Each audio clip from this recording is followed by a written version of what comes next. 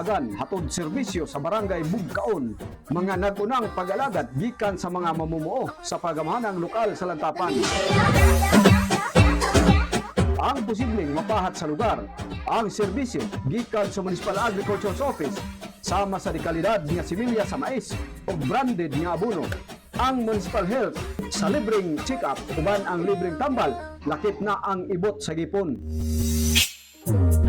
Nagpabilin sa gihapon ang pahat alang sa mga makasalmot nga pabaong rice pack nga gipaluyuhan sa Disaster Risk Reduction and Management, Social Welfare and Development o Municipal Mayor's Office. Gilauman sa gihapon ang presensya sa Land Transportation Office alang sa rehistro sa mga sakyanan ug padayong pagdawat sa application sa student permit alang sa pagmaneho uban ang pag-ibig o SSS sa inquiry sa contribution o loan application. Og labaw sa tanan ang ayudang salapi alang sa mga tinunan kolehiyo nga kanunay gidugukan sa hatod serbisyo. Ug daghan pang buhatan sa pagamhanan nga moabi-abi sa Lantapanon. Karong umabot Enero 24 ubani ang lungsod ning padayong hatod serbisyo.